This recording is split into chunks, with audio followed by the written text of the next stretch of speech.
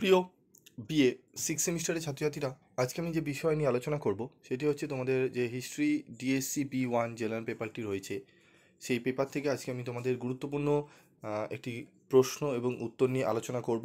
তো ভিডিওটি প্রথম থেকে শেষ পর্যন্ত মনোযোগ সহকারে শুনবে এবং ভিডিওতে বলা প্রশ্ন এবং উত্তরটি ভালো করে প্র্যাকটিস করে নেবে। এবং তোমাদের স্টাডি মেটেরিয়াল রয়েছে, যারা কালেক্ট করতে চাও তারা স্ক্রিনে দেওয়া নাম্বারে যোগাযোগ করো, 7278981430 এই নাম্বারে।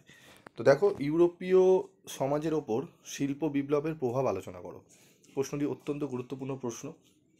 20 নম্বরের বা 10 নম্বরের প্রশ্নটি আসার সম্ভাবনা প্রবল রয়েছে। প্রশ্নটি দেখে নেবো আমরা এবং উত্তরটিও দেখব।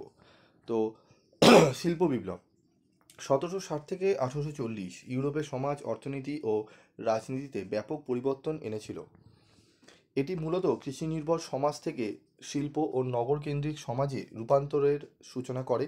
এই বিপ্লবের ফলে ইউরোপীয় সমাজে যে পরিবর্তনগুলো এসেছিল তা নিম্নে আলোচনা করা হলো। এক, অর্থনৈতিক পরিবর্তন, উৎপাদন ও শিল্পের প্রসার।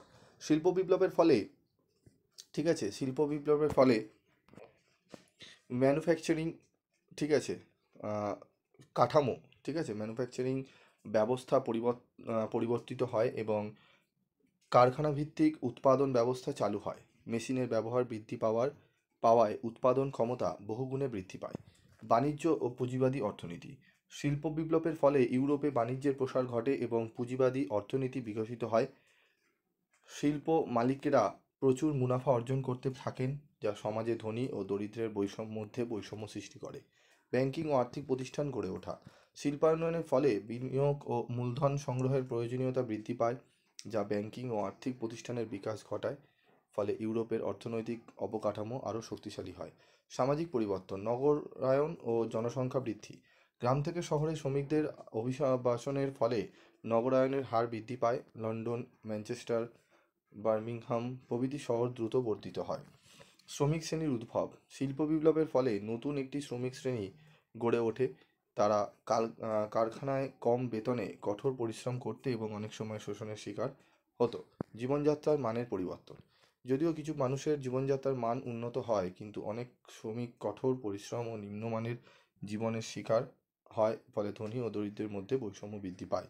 নারী ও শিশু শ্রম বৃদ্ধি। শিল্প বিপ্লবের ফলে নারী ও শিশুদের শ্রমশক্তি হিসাবে ব্যবহার করা হতে থাকে। তারা স্বল্প মজুরিতে দীর্ঘ সময় কাজ করত, যা পরবর্তীতে শ্রম আইন প্রণয়নের মাধ্যমে নিয়ন্ত্রিত হয়। প্রযুক্তিগত ও বৈজ্ঞানিক অগ্রগতি। নতুন আবিষ্কার ও উদ্ভাবন। শিল্প বিপ্লবের সময় স্টিম ইঞ্জিন, পাওয়ার লুম, স্পিনিং জেনি, রেলওয়ে, টেলিগ্রাফ প্রভৃতি প্রযুক্তির উদ্ভাবন হয়, যা যোগাযোগ ও পরিবহন ব্যবস্থায় বিপ্লব ঘটায়। কৃষিক্ষেত্র উন্নতি। নতুন যন্ত্রপাতির ব্যবহারে কৃষি উৎপাদন বৃদ্ধি পায়, যা খাদ্যের প্রাপ্যতা বাড়ায় এবং জনসংখ্যা বৃদ্ধিতে সহায়তা করে। রাজনৈতিক পরিবর্তন, গণতন্ত্র ও শ্রমিক আন্দোলন, সাম্রাজ্যবাদ ও উপনিবেশবাদ, ঠিক আছে, এখানে দেখে নাও। সংস্কৃত ও সংস্কৃতি ও প্রসার, শিক্ষার প্রসার ও বিজ্ঞান চর্চা, সমাজতান্ত্রিক চিন্তার উদ্ভব, ঠিক আছে, এই সমস্ত পয়েন্টসগুলো দেবে। মূল্যায়ন। শিল্প বিপ্লব ইউরোপীয় সমাজে ব্যাপক প্রভাব ফেলে।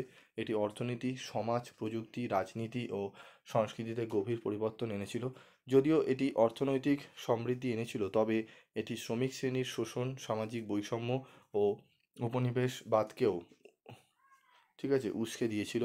পরবর্তীতে শ্রমিক আন্দোলন ও গণতন্ত্রের বিকাশের ফলে এর নেতিবাচক প্রভাব কিছুটা লাঘব হয়।